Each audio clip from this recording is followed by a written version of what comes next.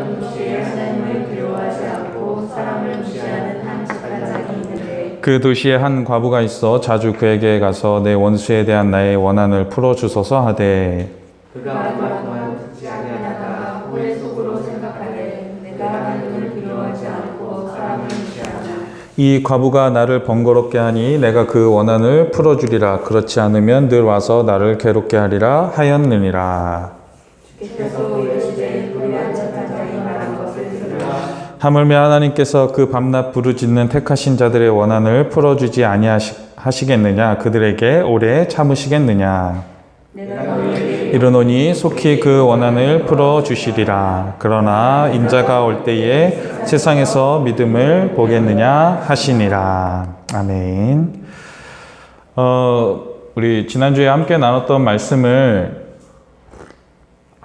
여러분들 얼마나 잘 기억하고 계시는지 모르겠지만 그 지난주 함께 나눈 말씀이 어떻게 보면은 이렇게 손에 잡힐 듯 잡히지 않는 그런 내용들이었습니다. 근데 그럼에도 믿음에 대하여, 구원에 대하여, 그리고 예수님의 다시 오심에 대하여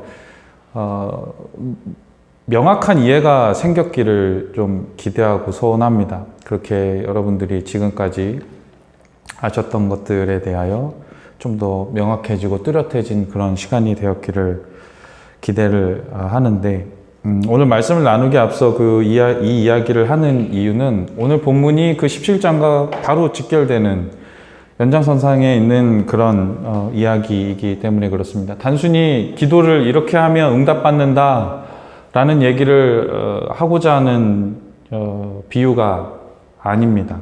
그러나 우리 잘 아시다시피 지금 이 불의한 재판장에 대한 이 비유가 주로 응답받는 기도에 대한 비유로서 어떻게 하면 응답받을 수 있는가에 대한 비유로서 많이 쓰이고 있기 때문에 이 부분을 먼저 좀 교통정리를 잘 해야 된다고 생각합니다. 이거는 17장과 이어지는 이야기입니다. 그러니까 지난주에 우리 함께 나눴던 예수님의 다시 오심, 그리고 하나님이 결국 그걸 통해 뭘 하길 원하시고 우리의 생각이 어떻게 달라지기를 원하셔서 계속해서 말씀하시고 계속해서 예수님이 몸부림치시는지에 대한 것들을 기억하시면서 오늘 말씀을 같이 봤으면 좋겠습니다. 앞서 말씀드린 대로 이 본문에 대한 일반적인 해석과 우리의 인식은 응답받을 줄로 믿고 밤낮 쉬지 않고 끝까지 한나가 그렇게 통곡하며 가슴을 찢으며 기도했던 것처럼 그렇게 계속해서 밤낮 없이 기도하면 이 불의한 재판장도 그렇게 계속해서 해달라고 하면 귀찮아서 해주는데 하물며 하나님께서 그 기도를 응답해 주시지 않겠느냐로 가져가는 그런 해석들이 많습니다. 그러나 그 지난주 17장을 통해서 확인했던 하나님의 진짜 목적, 예수를 통해서 우리에게 주고자 하는 구원의 의미와 가치, 그 내용을 우리가 생각했을 때 오늘 본문에 대한 그런 일반적인 기도에 대한 접근은 100% 틀렸다는 사실에 여러분 동감을 하실 거라고 생각합니다. 물론 하나님 앞에 간절히 기도하고 믿음으로 계속 우리의 구하는 것들을 하나님 앞에 간절히 부르짖으며 하나님 응답해 주십니다. 그러나 적어도 오늘 본문은 그 얘기를 하고 싶은 의도가 아니에요. 그걸 가르쳐 주시려 그렇게 기도해라 라는 걸 알려주시기 위하여 예수님이 하신 말씀이 아니라는 겁니다. 그래서 지난주에 나눴던 그 17장에 대하여 다시 한번 간략하게 복습하고 넘어가도록 하겠습니다. 먼저 17장 20절부터 37절에 담겨있는 그 바리새인의 질문에 대한 이 답변으로 종말에 대한 엄격한 경고를 말씀하시는 게 17장 20절부터 37절입니다. 그렇죠? 바리새인이 먼저 물어봅니다. 언제 하나님 나라가 임합니까? 라고 하는 그 질문에 대하여 하나님 나라는 여기 있다 저기 있다 어디 임하는 것이 아니라 너희 안에 있다 라고 하면서 갑자기 이제 종말에 대해서 얘기하시기 시작합니다.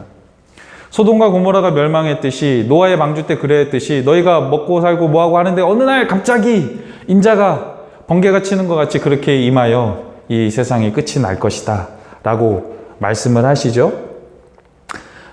예수님이 그 말씀을 하시는 것은 바리새인들이 가지고 있는 구원과 하나님의 나라, 하나님 나라에 대한 기본적인 인식 자체, 그 접근 자체가 아예 어긋나 있음을 지적하는 동시에 너희가 전부라고 믿고 있는 이 세상, 그리고 구원과 하나님 나라에 대한 그 이해마저 그 세상을 척도로 삼고 있는 것에 대해, 그러니까 하나님을 이해하는데도 세상을 척도로 하나님을 이해해요.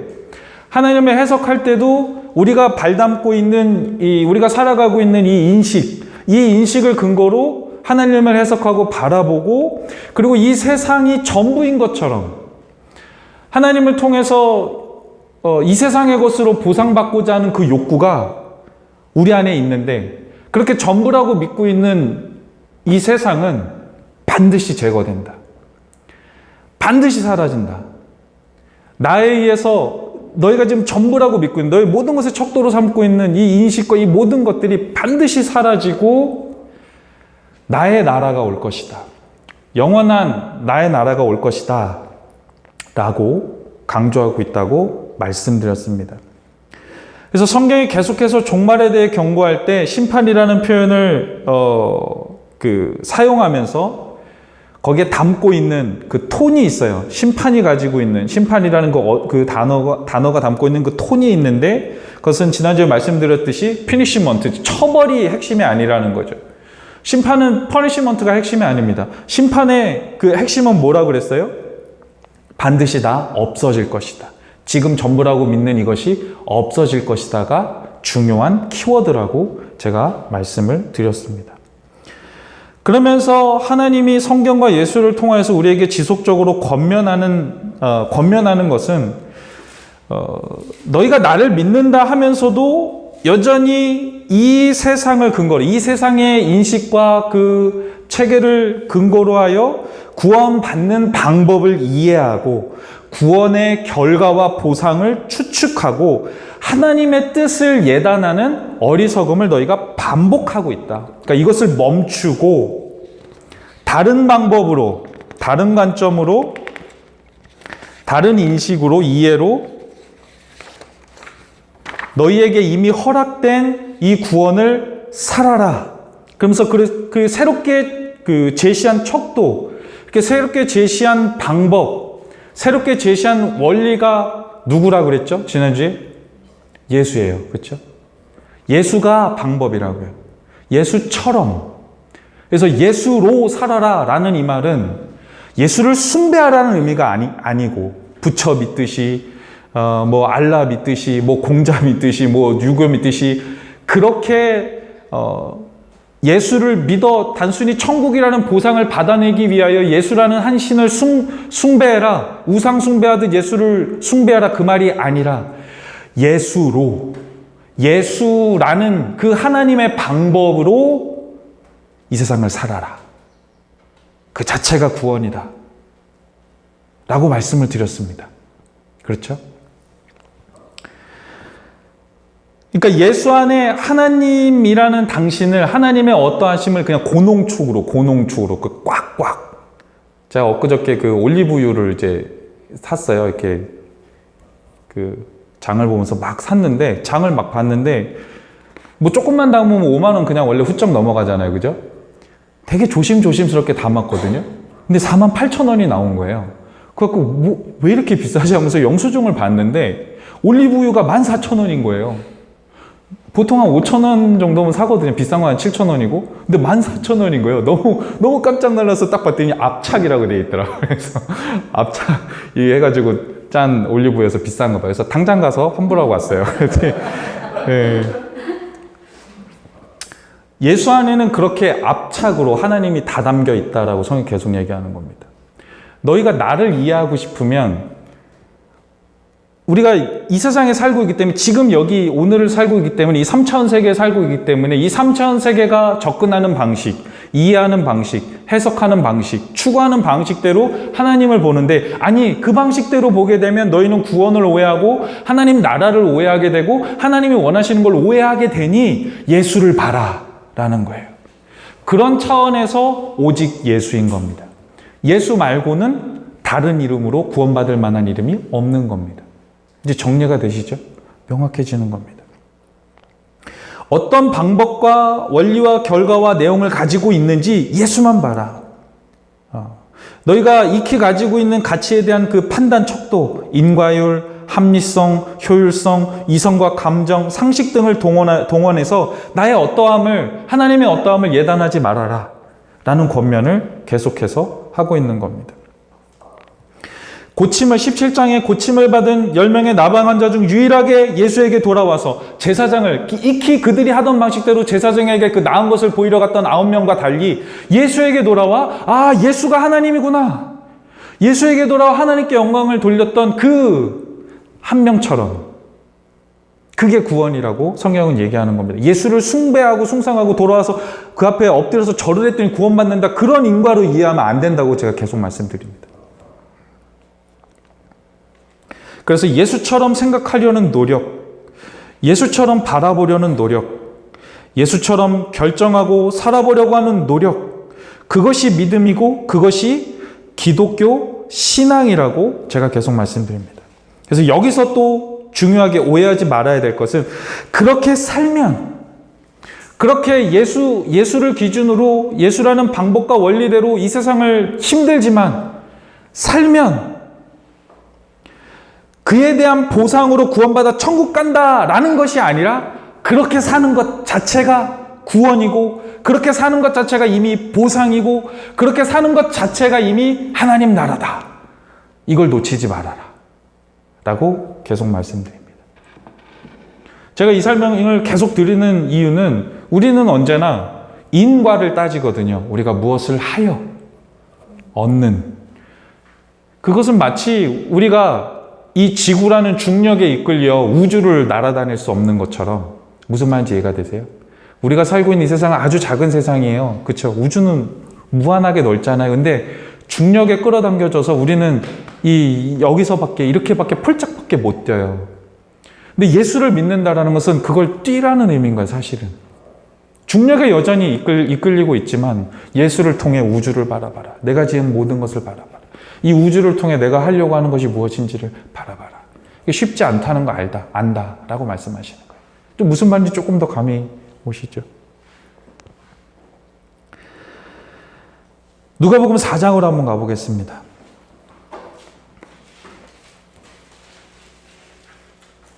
누가복음 4장 14절에서 21절.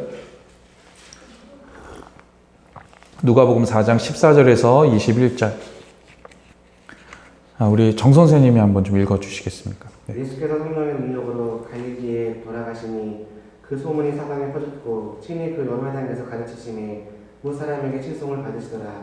예수께서 그 자라나신 곳 나사렛에 이르사 안식일에 늘 하시던 대로 회당에 들어가사 성경을 읽으려고 서는데 선지자 이사야의 글을 드리고는 책을 펴서 이렇게 기록된 데를 찾으시니 곧 주의 성령이 내게 임하셨으니 이는 가난한 자에게 복음을 전하게 하시려고 내게 기름을 부으시고 나를 보내사 포로된 자에게 자유를, 눈먼 자에게 다시 보게 함을 전파하여 눌린 자를 자유롭게 하고 주의 은혜의 일을 전파하게 하려 하였더라. 책을 덮어 그 맡은 자에게 주시고 앉으시니 회당에 있는 자들이 다 주목하여 보더라. 이에 예수께서 그들에게 말씀하시되 이 글이 오늘 너희 귀에 응하였느니라 하시니. 네, 이겁니다. 17장에서 종말을 얘기하시면서 내가 다시 오면 이 세상이 끝이 나고 새로운 세상이 시작될 것이다 라고 이렇게 말씀하시는 동시에 예수님이 또 무슨 말씀하시는 거냐면, 사실은 이미 임했다는 거예요. 그때 완성될 거지만 사실은 이미 시작돼서 임했다는 거예요. 지금 읽었던 회당에서 예수님이 하신 이 말씀 20절에 책을 덮어 그 맡은 자에게 주시고 앉으신 회당에 있는 자들이 다 주목하여 보더라. 이에 예수께서 그들에게 말씀하시되 이 글이 오늘 너희 귀에 어떻게 됐다? 응하였다. 임했다 이거예요. 그래서 바리새인이 17장에 20절에 물어보잖아요. 하나님 나라가 언제 어떻게 임합니까? 아니 그런 게 아니라 이미 내가 온 직후 이미 그때부터 종말이 시작되고 마지막 때가 시작되고 하나님 나라가 이미 임했다라고 선언하는 거예요. 이처럼 예수의 오심으로 말미암아 하나님 나라가 이미 임해버린 거예요. 임해버렸어요. 근데 문제는 어디에 임한 거예요? 어디에 임했어요? 언젠가 반드시 사라져야만 하는 이 세상에 임해버린 거예요. 무슨 말이냐면 그 두 세계가 같이 있는 상태가 돼버렸다고요. 예수의 오심으로요. 여기서 어려워지기 시작하는 거예요. 여기서 어려워지는 거예요. 그 두 세계가 지금 같이 있는 거라고요. 예수님이 오시고 난 이후로 지금까지 계속 그 두 세계가 같이 있게 된 겁니다. 요한복음 18장으로 갑니다. 요한복음 18장. 요한복음 18장 35절에서 38절. 요한복음 18장 35절에서 38절. 민경자매가 한번 읽어주세요. 요한복음 18장 35절에서 38절. 빌라도가 대답하되 내가 유대인이냐 내 나라 사람과 대제사장들이 너를 내게 넘겼으니 내가 무엇을 하였느냐. 예수께서 대답하시되 내 나라는 이 세상에 속한 것이 아니라 만일 내 나라가 이 세상에 속한 것이었다면 내 종들이 싸워 나로 유대인들에게 넘기우지 않게 하였으리라. 이제 내 나라는 여기에 속한 것이 아니니라. 빌라도가 가로되 그러면 내가 왕이 아니냐. 예수께서 대답하시되 내 말과 같이 내가 왕이니라. 내가 이를 위하여 났으며 이를 위하여 세상에 왔나니 곧 진리에 대하여 증거하려 함이로라. 무릇 진리에 속한 자는 내 소리를 듣느니라 하신대. 빌라도가 가로되 진리가 무엇이냐 하더라. 이 말을 하고 다시 유대인들에게 나가서 이르되 나는 그에게서 아무 죄도 찾지 못하노라. 네, 이제 이해가 되십니까? 예수님이 빌라도 앞에서 이렇게 대답하신 이유가 이제 이해가 되십니까? 언젠가 반드시 없어지고 새롭게 임할 하나님 나라가 사실은 이미 임해버린 거예요. 그러니까 예수님이 다시 오셨을 때 완성될 그 나라와 지금의 차이가 있다면 없어질 이 세계가 있느냐 없느냐의 차이인 거예요. 무슨 말인지 이해가 되십니까? 예수님이 이렇게 말씀하신 겁니다. 그래서 예수가 오신 이래로 지금까지 계속해서 그런 상태가 유지되고 있는 것뿐만 아니라 언제까지 이게 유지된다는 거예요. 이 두 세계가 공존하는 이 상태가 언제까지 유지된다라고 성경은 약속하는 거예요. 누가 다시 오실 때까지? 예수님이 다시 오실 때까지. 그것이 성경의 플랜이고 약속이에요. 그래서 드디어 이제 오늘 본문 18장 1절로 갑니다. 18장 1절을 우리 한번 같이 읽어보겠습니다. 그러니까 그 현실을 근거하여 18장 1절 읽습니다. 다 같이 읽습니다. 시작. 예수께서 그들에게 항상 기도하고 낙심하지 말아야 할 것을 비유로 말씀하여 이르시되. 이겁니다. 따단. 이제 좀 확 오십니까? 왜 기도해야 되는지? 뭐 때문에 기도하라고 하신지 이제 느낌이 오시나요? 기도해서 지금 너희가 당하고 있는 어려움을 해결하거나 혹은 단순히 지금 기도해서 너희가 겪고 있는 문제에 대한 답을 찾거나 그것 때문에 기도하라고 하신 게 아니라는 거예요. 저도 지금 누가복음을 개척하고 특별히 17장, 18장 지금 이렇게 2주 동안 이걸 준비를 하면서 정말 많이 생각이 많이 더 바뀌었습니다. 지금까지 비슷하게 계속 생각은 해왔었지만 더 확실해졌어요. 아, 정말 이거구나 라고 더 확신하게 됐습니다. 정말 이게 맞구나. 우리가 얼마나 아까 말씀드린 대로 중력에 이끌리듯 기도를 오해하며 살아왔으며 중력에 이끌리듯 우리가 가지고 있는 척도로 하나님을 이해하고 기독교를 이해하고 우리의 신앙의 행위의 의미, 가치들을 우리 마음대로 재단하여 열심히 하고 어떻게 하면 이렇게 된다로 정도로만 늘 생각해왔던 우리 신앙 현실을 다시 한번 보게 됩니다. 하나님은 그걸 목적하고 있지 않다라는 것을 다시 한번 확인하게 됩니다. 믿음으로 포기하지 않고 끝까지 기도하고 부르짖으면 지금 겪고 있는 이 세상의 문제를 해결해 주겠다는 것이 아닙니다.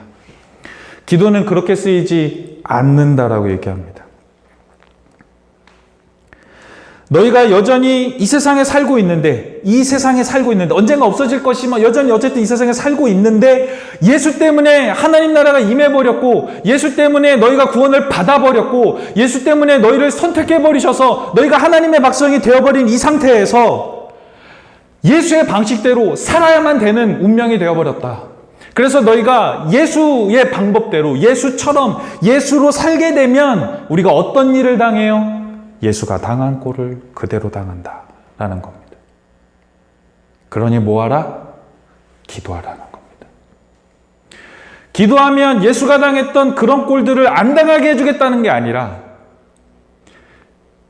우린 그 꼴을 당하기 위하여 하나님이 우리를 택하셨다라고 성경이 얘기를 해버리는 거예요. 너무 화가 나더라고요. 그래서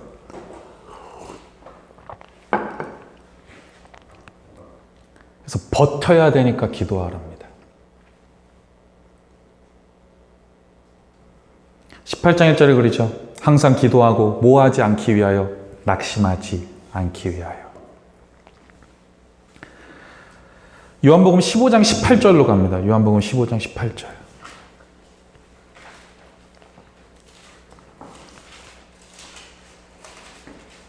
나는 왜 아무리 기도해도 하나님이 우리 문제를 아무것도 해결해 주시지 않는가?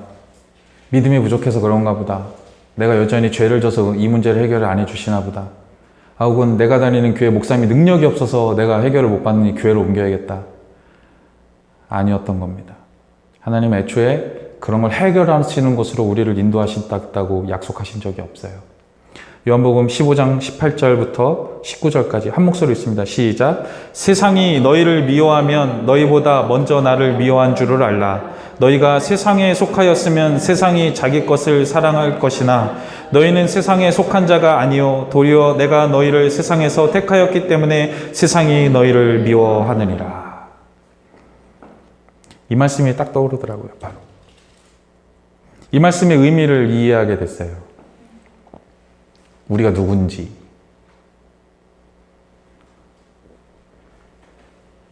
이게 구원의 실체였던 겁니다. 하나님이 이스라엘을 선택하신 이유, 하나님이 사람들을 선택해서 그들을 인도하셨던 이유, 그리고 예수의 오신 이래로 복음을 세상에 퍼뜨려서 우리로 당신의 자녀 삼으시고 우리를 구원하신 이유, 그리고 교회로 모이게 하신 이유 명확해졌습니다.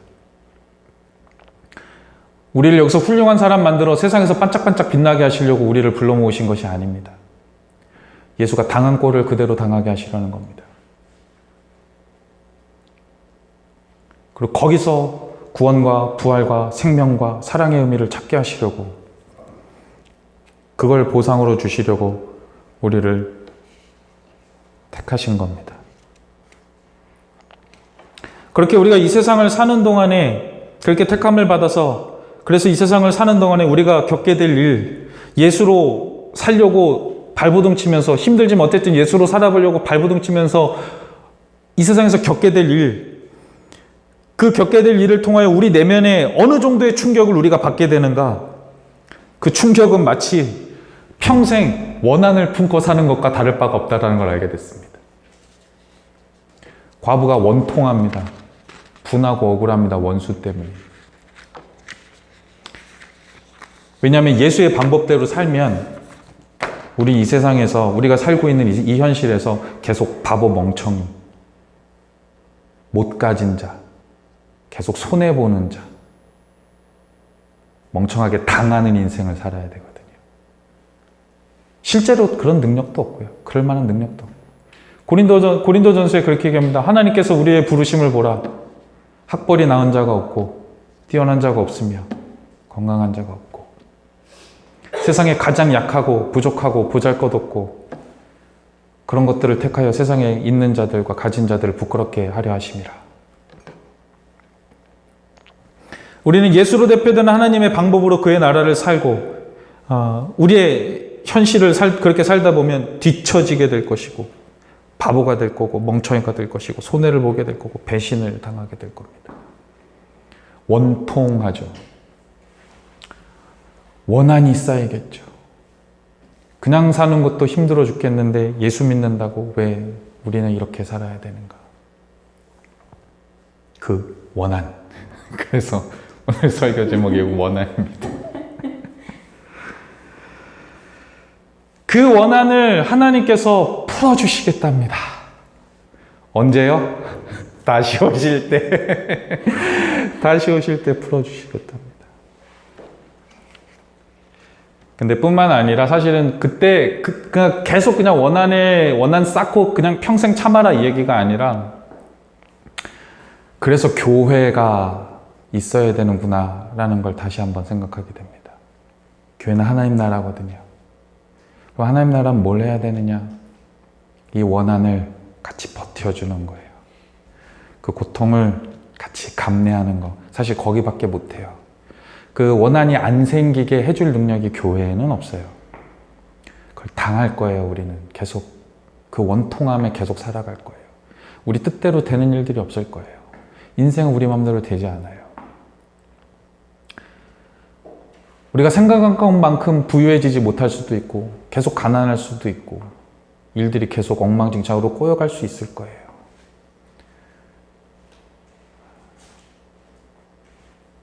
그런데 하나님이 우리 거라고 성경이 약속하는 겁니다. 나는 너에게 나를 줬다. 이 세상의 것으로는 내가 너를 보상해 주지 않지만 내가 예수를 통하여 나를 너에게 다 줬다. 압착해서 고농축으로 버텨라. 버텨라. 성경은 뭐라고 표현합니까? 인내요. 지난주에도 말씀드렸죠. 인내요. 인내는 연단은 소망을. 그것이 구원입니다. 마지막에 죽어서 예수님 다시 오신 날 부활해가지고 하얀 옷 입고 면류관 쓰고 이게 구원이 아닙니다, 여러분. 지금 여기 하나님 나라가 임하여 여러분 안에 있는 겁니다. 여러분이 괴로워하고 여러분이 힘들어하고 여러분이 분통 터져하고 그러면서도 포기할 수 없는 그 예수, 우리 인생에서 도무지 외면할 수 없는 그 하나님, 그 현실이 구원입니다.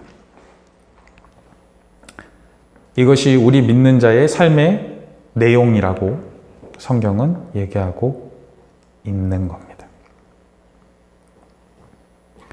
그래서 성경은 구원받는 길을 좁은 길이라고 표현했구나 라는 걸 알게 됐어요. 이래서 좁은 길이구나. 이래서 좁은 문이구나. 넓은 문이 아니구나. 이 말씀을 계속 이렇게 묵상하고 되뇌면서 수많은 성경 구절들이 떠오르기 시작했어요. 그 말들이 무슨 말인지 이해되기 시작했어요.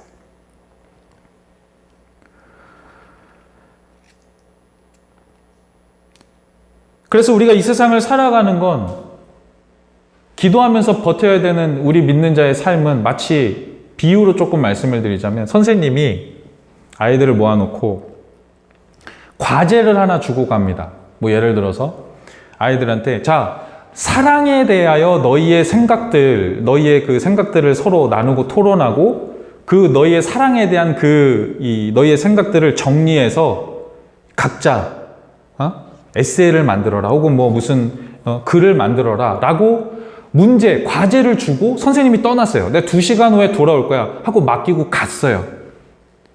그러면 그 교실 안에 있는 애들은 몇몇은 선생님이 그렇게 하라고 했으니까 정말 토론도 하려고 하고 막 글도 쓰고 막 하고 있어요. 근데 몇몇은 야, 선생님도 지금 안 보고 있는데 뭘 이걸 이렇게 하면서 이렇게 글 막 할 필요가 있냐. 일단 놀자.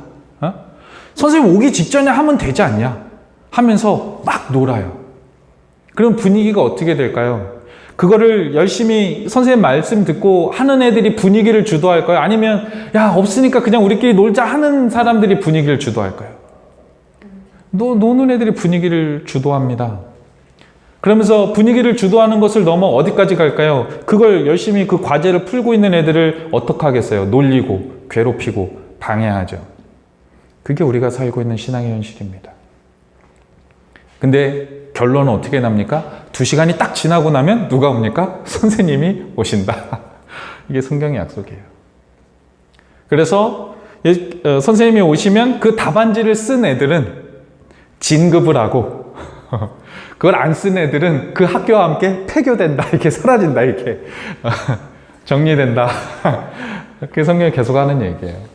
그래서 지난주에 말씀드렸죠. 심판은 퍼니시먼트가 아니라 이 세상이 전부라고 믿고 살아가는 그 사람들, 영원한 하나님 나라가 없을 거라고 생각하여 여기에 모든 걸 걸고 이 세상에서 다만 즐겁게 먹고 살기 위해 이 모든 것을 걸어 그걸 기준으로 그렇게 살아가는 사람들은 마지막 그때가 되면 이 세상이 없어지는 그때에 벌 받아서 막 곤장치고 지옥 가고 이런 퍼니시먼트가 아니라 그냥 이 세계와 함께 사라지는 거예요. 영원히 아무것도 아닌 존재로 그냥 없어지는 거예요. 존재가 지워져 버려서 무의미하고 무가치한 존재로 그냥 제거돼 버리는 거예요. 그걸 지옥이라고 표현하는 거고, 그것이 앞서 우리가 살펴봤던 누가복음 15장 이런 데 나오는 그 부자 나사로와 거지의 이야기 기억하시죠? 나사로가 거지야 부자 헷갈리네. 부자가 그렇게 된 것처럼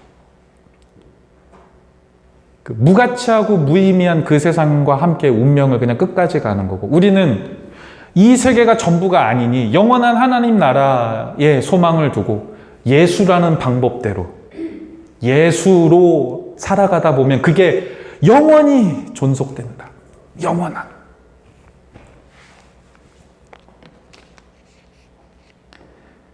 그 얘기를 하는 겁니다. 그렇게 우리의 원한을 풀어주신다. 그리고 그 견디는 동안에, 그 인내하는 동안 교회에서 서로 위로하며 격려하며 기도하며 버텨라 라고 말씀하시는 겁니다. 그래서 그렇게 하나님 나라가 임하게 되어 우리가 받는 그 보상이 뭘까? 고린도전서 13장 가봅니다. 고린도전서 13장.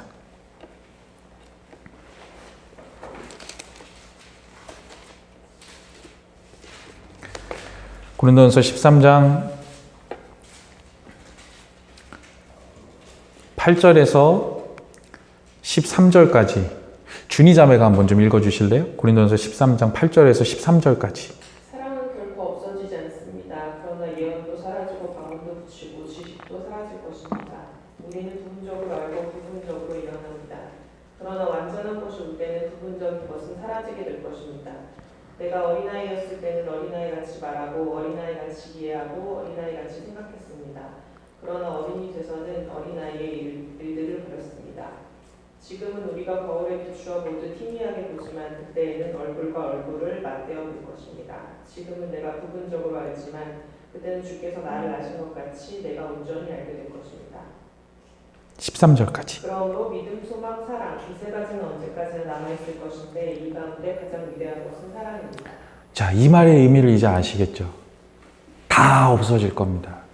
우리가 전부라고 믿던 모든 것들이 다 없어질 겁니다. 그리고 뭐만 남는데요? 믿음, 소망, 사랑. 그것만 남는데요. 그럼 우리가 받을 보상이 뭐예요? 그거예요.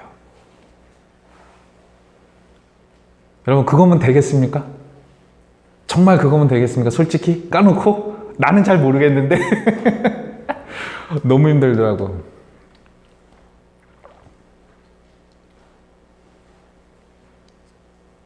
하나님 주시는 보상이 이겁니다. 구원은.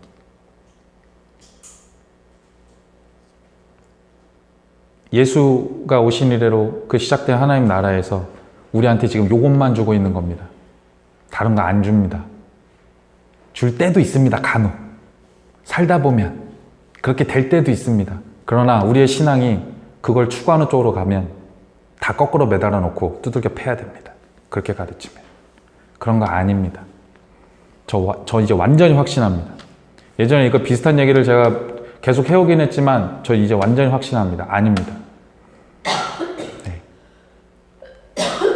이 땅에 있는 걸로 보상해 주시지 않습니다. 예수가 보상이고 믿음과 소망, 사랑 이게 전부입니다. 다 없어질 겁니다. 그러니까 우리는 그것만 바라보고 그렇게 살아야 됩니다. 우리를 증인으로 부르셨기 때문에 우린 증인으로 부름받은 겁니다. 그렇게 살아도 된다.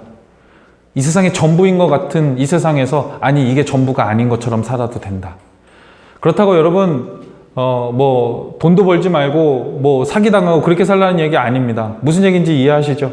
네. 똑같이 사는 겁니다. 세상 사람들과 똑같이 살아요. 그러나 그 사람들처럼 이 세상의 전부인 것처럼 그걸 얻기 위하여, 그걸 지키기 위하여, 그 명예와 그 물질과 그 생명과 그런 것들을 지키기 위하여, 그 건강을 지키기 위하여 비겁하고 더럽고 추잡한 짓을 하지 않는다라는 겁니다.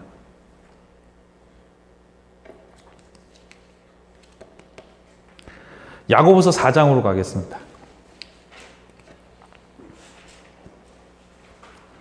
야고보서 4장 1절에서 10절.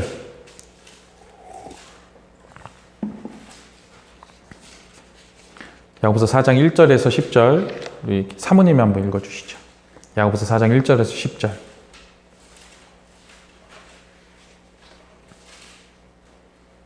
너희 중에 싸움이 어디로부터 다툼이 어디로부터 나느냐? 너희 지체 중에서 싸우는 정욕으로부터 나는 것이 아니냐? 너희는 욕심을 내어도 얻지 못하여 살인하며 시기하여도 능히 취하지 못함으로 다투고 싸우는도다. 너희가 얻지 못하면 구하지 아니하기 때문이요 구하여도 받지 못하면 정욕으로 쓰려고 잘못 구하기 때문이라. 가늠한 여인들아, 세상과 벗된 것이 하나님과 원수됨을 알지 못하느냐? 그런즉 누구든지 세상과 벗이 되고자 하는 자는 스스로 하나님과 원수되는 것입니다. 너희는 하나님이 우리 속에 거하게 하신 성령이 시기하기까지 사모한다 하신 말씀을 헛된 줄로 생각하느냐? 그러나 더욱 큰 은혜를 주시나니 그러므로 일렀으되 하나님이 교만한 자를 물리치시고 겸손한 자에게 은혜를 주신다 하였느니라. 그런즉 너희는 하나님께 복종할지어다. 마귀를 대적하라. 그리하면 너희를 피하리라. 하나님을 가까이 하라. 그리하면 너희를 가까이 하시리라. 죄인들아, 손을 깨끗이 하라. 두 마음을 품은 자들아, 마음을 성결하게 하라. 슬퍼하며 애통하며 울지어다. 너희 웃음을 애통으로, 너희 즐거움을 근심으로 바꿀지어다. 주 앞에서 낮추라. 그리하면 주께서 너희를 높이시리라. 네. 이제 이 본문도 이해가 되셨으리라 생각합니다. 제가 굳이 다 설명하지 않아도. 우리는 지금까지 이 본문을 어떻게 이해했냐면, 정욕으로 구하기 때문에 응답받지 못한 거야. 그리고 두 마음을 품고 성결하지 못하고 마귀를 대적하지 않아서 응답받지 못한 거야. 그러니까 그걸 하면 응답받을 수 있을 거야. 그 얘기가 아닌 거죠. 이제 이해하시죠? 애초에 기도를 너희가 원하는 것을 얻는 것으로 접근하는 것 자체가 잘못이야 라는 얘기인 겁니다.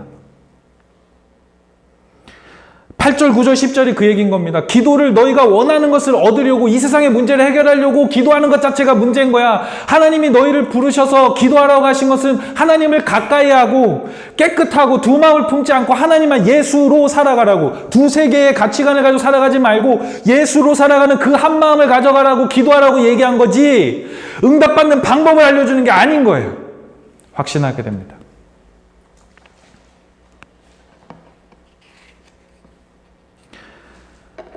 이제 왜 우리에게 기도가 필요한지 정리가 되셨으리라 생각을 합니다. 우리는 하나님 나라로 초청을 받았습니다. 이 없어질 세상과 현실을 사는 동시에 하나님 나라를 살아야 하는 운명으로 택함을 받았습니다. 이게 택함입니다.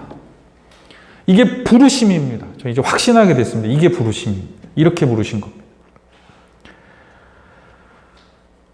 그래서 예수처럼 살다 보면 예수가 당한 일들 당하게 된다라고 했습니다. 그러면 어디까지 가게 될까요? 죽음과 방불한 상대까지도 갈 수 있다라는 말로 이어집니다. 예수가 죽었죠. 그리고 어떻게 됐죠? 부활했습니다. 그걸 통해 우리에게 뭘 얘기하는 거죠? 죽어도 된다. 죽기 싫어서 기도하는데 예수는 뭐라고 하냐면 죽어도 된다.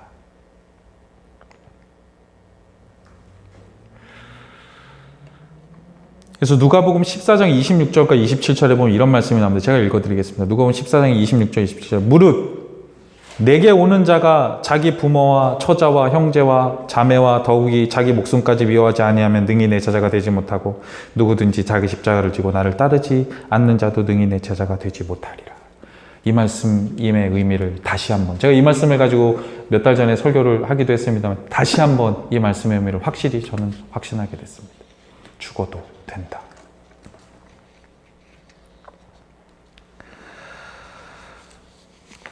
우리가 왜 집착하게 되고 왜 우리가 두 마음을 품을까요?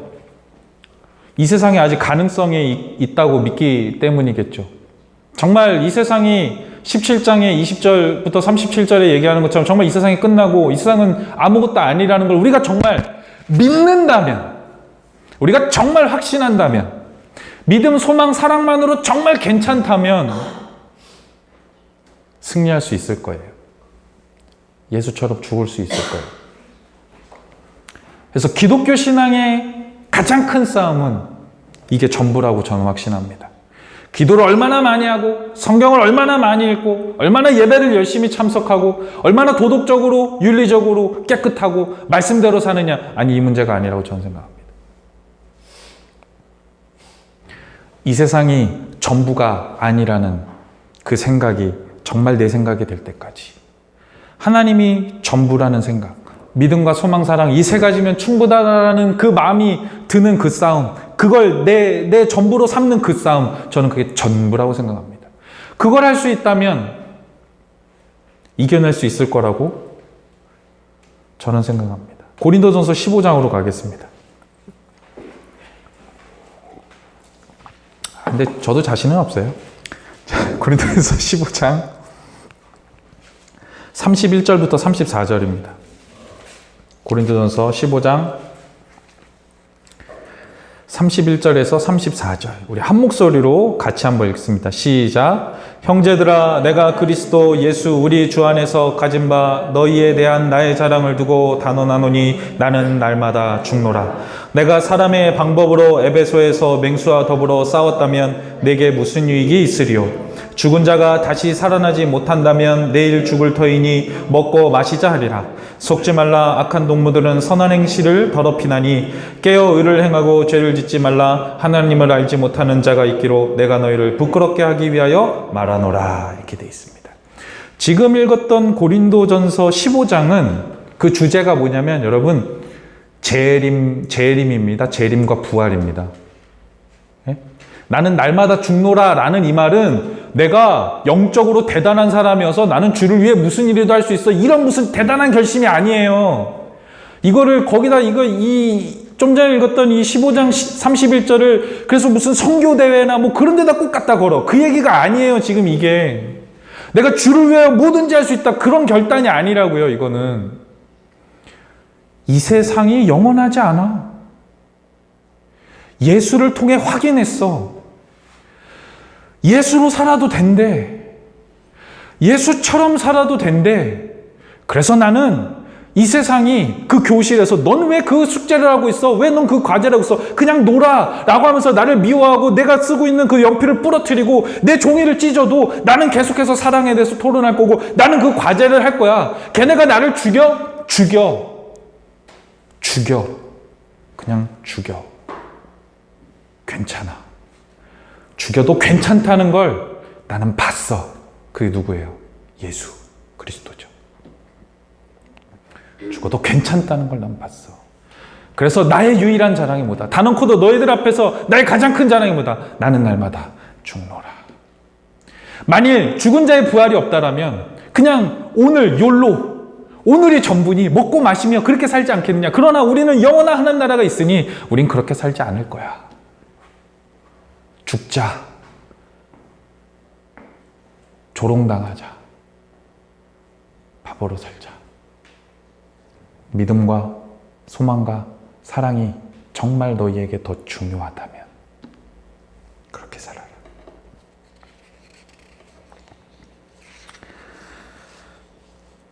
그래서 하나님은 우리에게 그때까지 낙심하지 않기 위하여 기도하라고 권면하십니다. 그래서 예수님은 그렇게 기도하셨고 죽기 직전에 겟세마네에 올라가 땀이 핏방울이 되어 떨어지기까지 몸부림치며 기도하셨죠. 그것이 우리가 평생 살아내야 할 기도의 삶이라는 것을 알게 됐습니다. 제가 이제 사이판 준비하면서 한 2주 갔다 왔잖아요.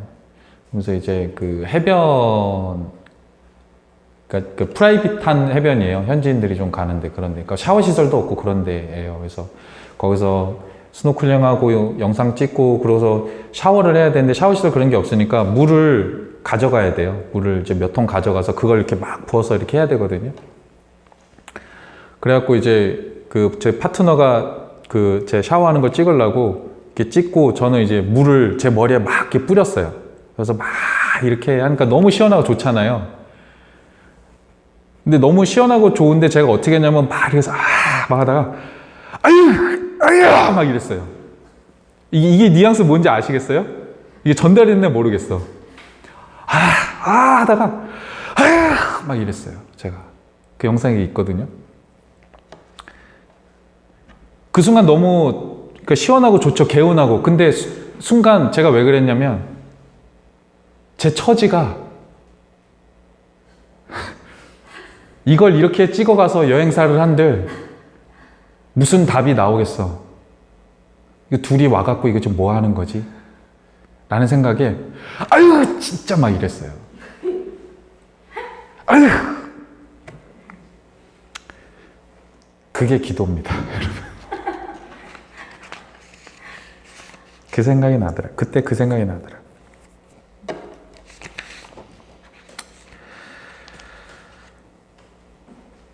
말씀을 정리하겠습니다. 우리가 기도하는 이유는 우리의 원하는 것을 얻어내기 위해 기도하는 것이 아니라 하나님 나라를 살아내기 위해 인내하고 연단받아 소망으로 살아내기 위해 선을 행하여도 낙심하지 않기 위해 기도하는 겁니다. 기독교에 대한, 종교에 대한, 신앙에 대한 우리가 지금까지 갖고 있었던 세상적인 이해와 편견들을 이제 다 내려놓고 예수의 방식대로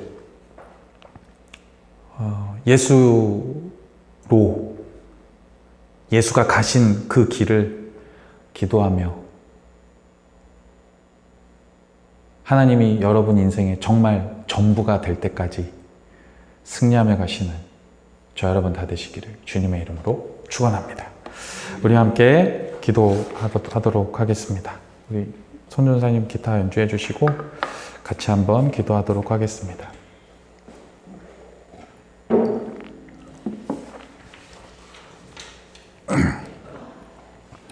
하나님이 우리에게 허락하신 이 구원이 너무 놀랍고 귀하고 세상 무엇과도 바꿀 수 없는 아름다운 선물인 것이 확실합니다. 그러나 그에 못지않게 치열한 싸움을 해나가야 되는 그 길입니다. 하나님이 우리를 택하셨답니다. 도망갈 수 없습니다. 부정할 수도 없고 외면할 수도 없습니다. 그래서 하나님이 우리가 부르짖어 기도할 때 우리 삶의 문제를 당장 해결해 주시지 않더라도 믿음으로 인내하며 하나님이 그것을 통하여 우리에게 이루시고자 하는 그 열매들을 그게 전부라고 믿으며 인내하며 견디는 우리 되기를 결단하면서 기도했으면 좋겠습니다. 여러분들 기도 제목들이 바뀌길 원하고 여러분들이 여러분의 삶을 판단하고 바라보는 그 시선들이 달라지기를 소원합니다. 우리 지금 그것들을 구하며 하나님 앞에 그 믿음을 구하면서 우리 합심하여 한번 기도하도록 하겠습니다. 기도하겠습니다. 살아계신 하나님 아버지 은혜 주셔서 감사합니다. 하나님 우리에게 주신 구원, 우리에게 주신 생명, 우리에게 주신 영생, 하나님 우리에게 주신 믿음, 우리에게 주신 소망과 하나님 우리에게 주신 사랑이 무엇인지 하나님 깨닫습니다. 우리에게 주신 그 하나님 나라를 통하여 이 세상을 어떻게 살아가길 원하시는지 다시 한번 확인합니다. 하나님 우리가 택함을 받았습니다. 하나님 도망갈 수도 없고 외면할 수도 없습니다. 하나님 우리가 혹여 때로는 우리가 부르짖어 기도하고 우리가 간절히 하나님 앞에 깨끗한 삶을 살면 하나님이 우리가 원하는 소원들을 이루어 주시고 이 세상의 문제들을 해결해 주셔서 우리를 반짝반짝 빛나게 해줄 거라 생각했는데 하나님 그것이 아니라 그보다 더 큰 것들 하나님 예배해 놓고 계시고 하나님 그것을 향하여 우리를 지금 인도하고 계신다는 그 믿음을 가지고 하나님 다 잊어버리고 다 망하고 다 뜻대로 안 되고 하나님 심지어 예수처럼 죽게 되더라도 하나님 우리 날마다 기꺼이 죽는 그 삶을 선택할 수 있는 하나님 믿음 갖기를 원합니다. 세상의 그 지식도 패하고 방언도 패하고 예언도 패하고 다 없어질 것이지만 믿음, 소망, 사랑 그 세 가지는 영원할 것인데 하나님 그것만으로 만족하는 하나님의 백성, 하나님의 자녀 하나님의 그 유업을 이어받는 하나님 우리 되기를 소원합니다. 하나님 이 싸움을 견뎌내기 위하여 이것을 인내하기 위하여 기도하는 우리 되게 하여 주시옵소서. 우리의 기도의 제목들이 달라지게 하시고 믿음을 바라보는 시선, 구원을 바라보는 시선, 하나님을 바라보는 이 모든 시선들이 이제 달라지게 하여 주시옵소서. 하나님 우리를 이끄시어 무엇을 결실맺길 원하시고 무엇을 완성하길 원하시고 무엇을 만들어내길 원하시는지 그리고 어떻게 우리의 원통함과 이 원한을 풀어주실지 우리가 믿음의 눈으로 바라보며 그렇게 전진하는 우리가 될 수 있도록 축복하여 주시옵소서.